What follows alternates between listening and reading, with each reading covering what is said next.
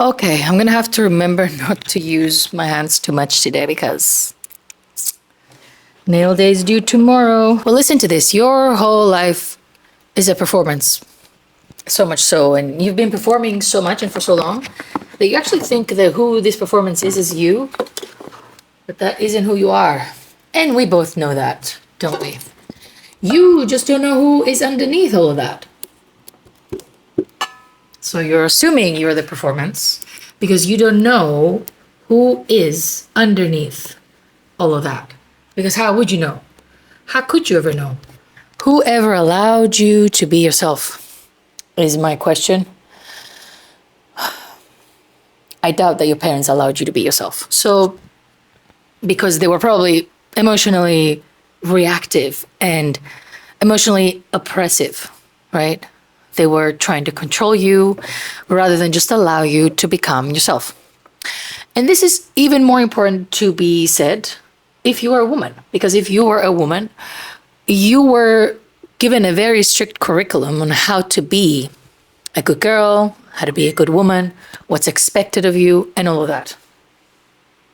So you realize from a very young age, if you were the daughter of parents who are what we call narcissistic, but basically entitled, self-centered, emotionally mature parents, you realized very early on that if you wanted to be loved, and if you wanted to feel like your parents didn't hate you, you had to perform.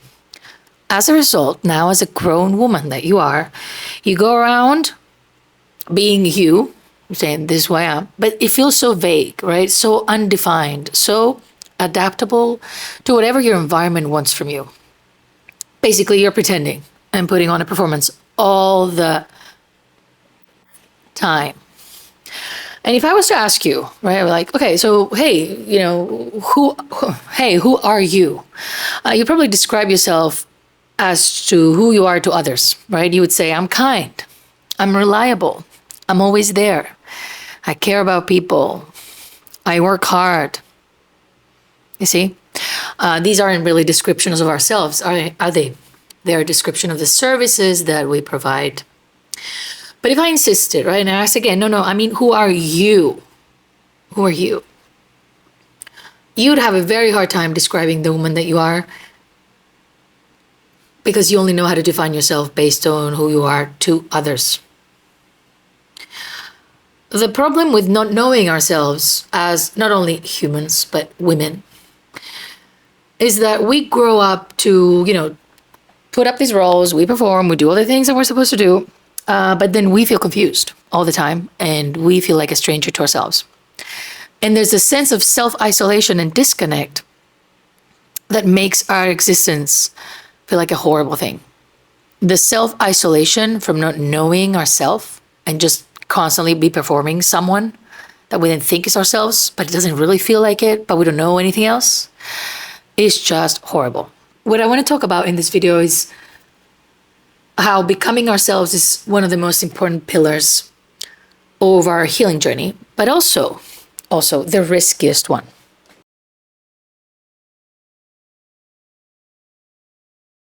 Now, who we are isn't fully there or developed the moment we are born, right? We come into this world and we are, I don't know, some people say we're souls, whatever. But if you just think about a child coming into the world, they're not defined as who they are. And then we become ourselves by experiencing ourselves with others, right? So through the others that know us and interact with us and respond to us, to our needs, to our self-expression, then we start to create an idea of who we are. So basically, we use the world as a mirror so that we can see ourselves and know what we look like, right? What we are like, who we are. And whatever this mirror shows, we see it and record it as this is who I am. This is myself, right? The problem is that although this is the way it's done, it is how children develop a sense of self through the interaction of the first people that we connect with, most particularly our mothers, in those first, especially formative years. But the problem is that if we are raised by parents who are toxic, mean, mentally unstable, we take their mirrorings as who we are. But those mirrorings that we see through those parents are broken reflections of their inner mess and inner hatred. And we talk about this a lot in the channel, the way a parent is able to project onto us who they think we are, or who they, they see. They barely see us. And I see that a lot in sessions with people. And the other day I was having a session with someone, and they were talking about their mother, and I had this image myself. I'm not psychic or anything. I had this image as they were talking about their mother, that woman, it's almost like her eyes were glass, right? It's almost like she was looking through the daughter, like she couldn't see the daughter. It's like she was looking past her, like she was looking through and past as if there was nobody there. And obviously through the session we were able to see, she was able to realize that who her mother was seeing was herself, not the actual daughter in front of her. And this is very, very common. And these women, these mothers, these fathers project so much onto their daughters in ways that the daughter has no feedback that contradicts it. So they believe they're that. So those mothers will look at you with disgust, with contempt, in a way that feels like they dismiss your very existence. They're tired of you. You're too much. Like all of what they do in response to who you are becomes then who you believe you are. And I say this in most of my videos, and it needs to be mentioned. We put a lot of weight on parents, right? Particularly mothers. And it sounds a bit unfair. If you're a mother yourself, you know that it is hard to be 100% good to your kids, or patient, or not lash out, or not project, or not whatever, right? Things are going to happen. But although that is true, we cannot neglect or ignore that this is the origin of your self-concept. Much like it's the origin of your kids' self-concept. And nobody's expecting you to be 100% of the time perfect. As a matter of fact, there's research of what they call the good enough mother is the mother that gets it right 40% of the time. 40%. Not bad, right? 40%. But genuinely, if you think about, it's not just making mistakes with your kid, it's how you really look at your kid.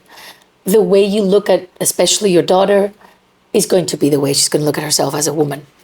And it will end up being the way she looks at her own children as a mother, right? This is how generational trauma keeps going on and on and on, right? Through the reflections that we give each other, that we take in as who we are, and then we project it. It's like it becomes a legacy. That's what we give to each other.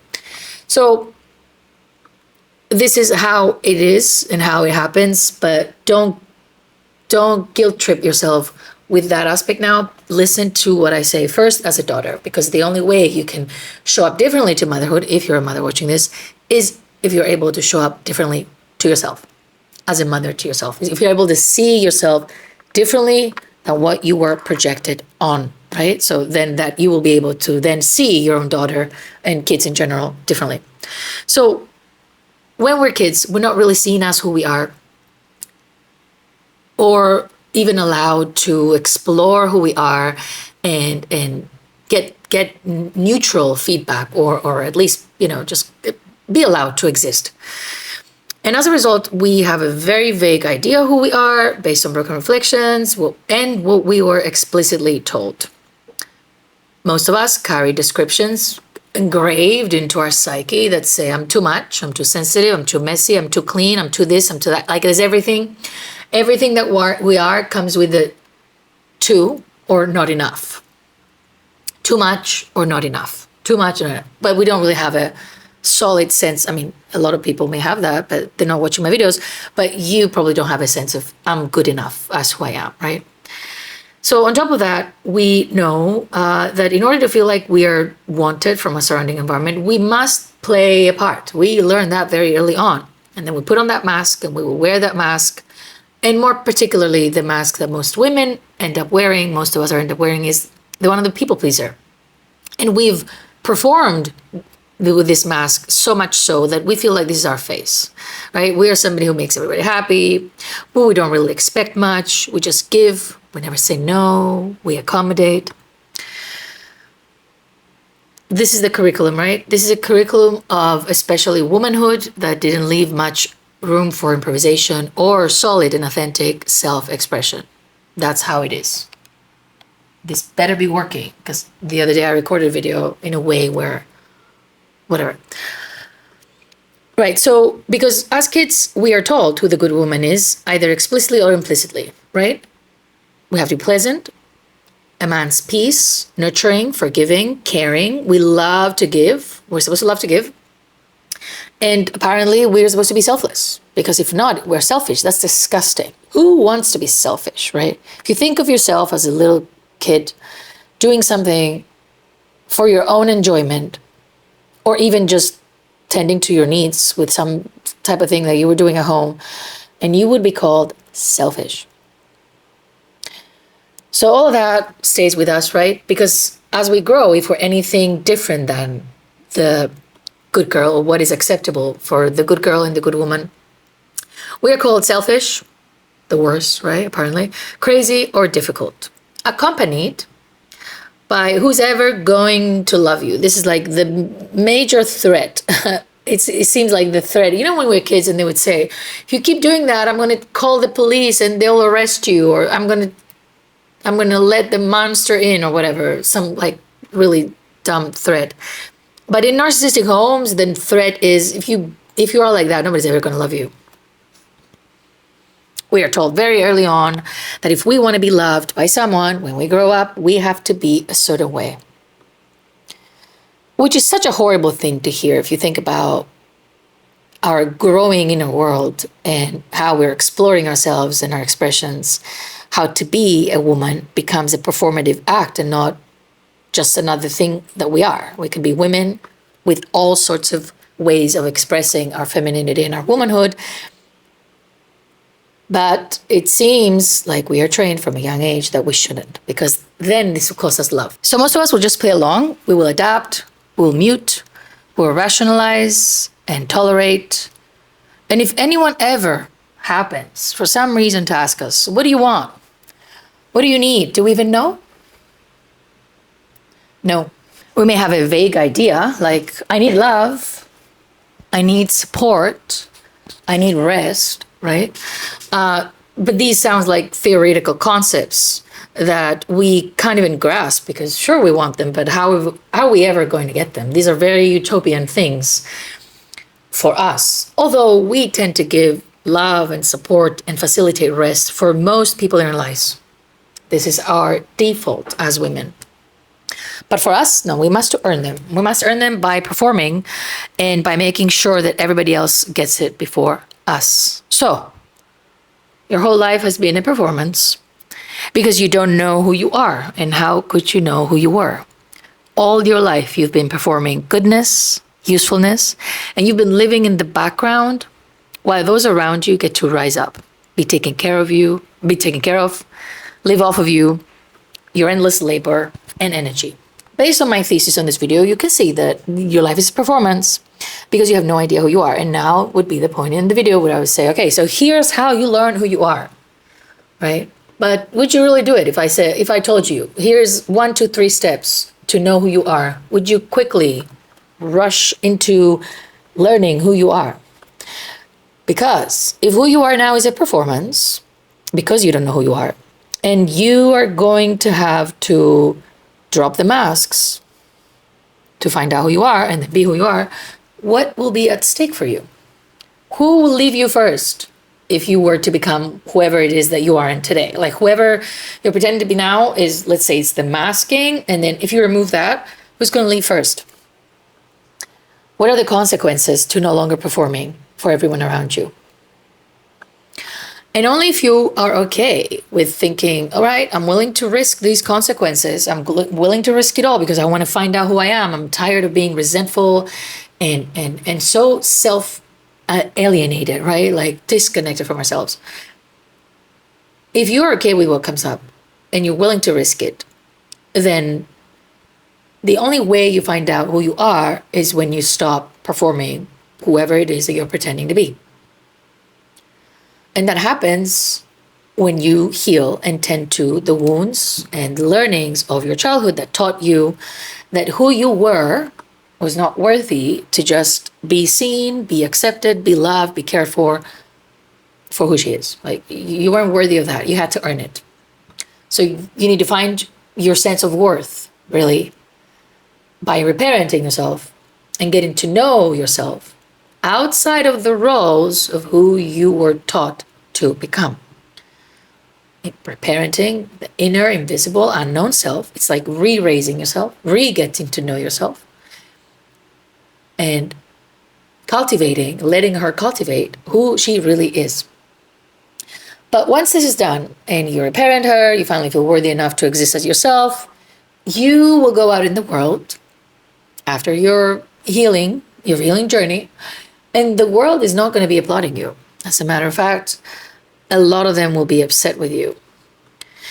Because when you know your worth, you no longer perform. As you were only performing because didn't feel worthy to be loved for who you were, right? So now you feel worthy, you've cultivated you give yourself the freedom to become authentic, to be yourself. You are showing up as yourself. But now what happens is that you're becoming inconvenient to the people who were benefiting from you just living like a ghost. So what it really comes down to is, if we were to just skip the healing journey information, after all of that is done, what really ends up happening to stop living your life like a performance is you stop performing, and then you become inconvenient. And then you must tolerate being an inconvenient person and whatever that brings to those around you. And I feel like we didn't teach, we weren't taught, and we don't teach girls how to be inconvenient. And by being inconvenient, I don't mean you enter a room and make everybody upset or grumpy all the time, or you're just angry and tell people off, although you can do that. You can do whatever feels, real for you, depending on the environments that you're in. But we don't teach our girls to say no. Oh, I don't like that. Stop, kind of thing, right? And okay, obviously, a lot of you teach, but in general, the curriculum of being a good girl is to just, come on, make this person happy. Make them feel good. Don't ruin the moment. Don't say no. Don't change your mind. Don't get angry. Don't yell. Don't be crazy, right? Don't be unreliable. Be consistent. Show up. Do all the things. Be this figure in everybody's life that just is a given, is granted, basically. Be taken for granted, so that you're possibly a little bit loved, or people will just need you and you'll think they love you, but whatever it is. So basically, to be inconvenient is a lost art, right? We don't want to be inconvenient. Now, there's an extremity within the whole princess treatment and as you should movement with men,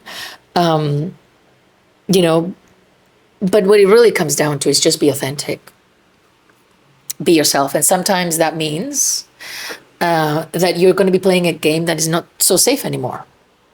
Because being authentic is risky. And it comes with a price. There's always price to our authenticity. Since a young age, we knew it. And as adults, we know it too. There's going to be price to our authenticity. Many women feel like they can approach this work and dismantle everything and do all this inner work, but still be a good daughter and a good wife and a good everything to everyone. And it just doesn't happen this way. And it feels like it's a process, obviously, of inner rebellion that then it transfers in the outer world to the people around us, because we can't be everybody's good, solid person and constantly self-abandon and not be good to ourselves. Because essentially, when we figure out that we're worthy, we're going to be good to ourselves. And that means that we won't put others first all the time. So being authentic is going to be risky, and it comes with a price. Also, because being authentic can mean that we will be vulnerable, we will say what we really feel, and sometimes it can come out wrong. It can hurt people, it can be too unfiltered. We may push others away, our needs may sound like they're too much. Or our expectations of others may be higher than what others are willing to give to us. And it is what it is. The alternative is to continue to take breadcrumbs from everybody, pretend it's a whole meal, and live our lives starved and resentful and feeling fundamentally unimportant to everyone around us because we don't value ourselves enough to explore who we are, express who we are, and be willing to lose those people we have around us that are only there because of who we are pretending to be. So our whole life, especially as women, womanhood in general, is an entire show. It's a performance of femininity, however trends decide that femininity looks like, depending on how much we're trying to mask it under sort of, sometimes femininity is looking ill and pale, and sometimes femininity is having, wearing dresses and cooking bread, and sometimes femininity is just being very, very appealing to the male gaze at home, but very, very not so appealing and super, what's the word? Pure and all the, I don't know, whatever. There's just so many enforced performances of femininity based on patriarchy, obviously, that sort of dictates. But I feel like deep down, if we're being very honest, the core of femininity, based on the patriarchal ideals, is being a little girl with then the access that you could give someone as a woman. And it is very unfortunate, and we see it in how we are being sold femininity in many ways, right? Not just in how we would supposed to be looking, how it's detested when we're strong. It's detested when we age. It's detested when we have body hair. It's detested when we look anything else than just young and fresh girls, which is unfortunate and sad. Because as we grow, both men and women, we grow further, if we obviously work with ourselves, we grow further into who we are. And obviously how we relate with each other becomes such a different, beautiful experience that can happen between grown people. But unfortunately, we want to perform, we want to do all this, we want to do all that. And then when we fall into the roles of like, let me get married, let me have the kids, whatever, let me perform. We perform at work. And it's just like, it's exhausting. It is exhausting to perform not only femininity, but generally to perform goodness, to be wearing masks all the time. Because the true self-isolation that we've experienced as we were kids, as an effect of how we were treated, then continues our entire lives because nobody really knows us. And we come into this world and leave this world completely unknown and unmet and unseen, all because we were never taught that we were allowed to be ourselves.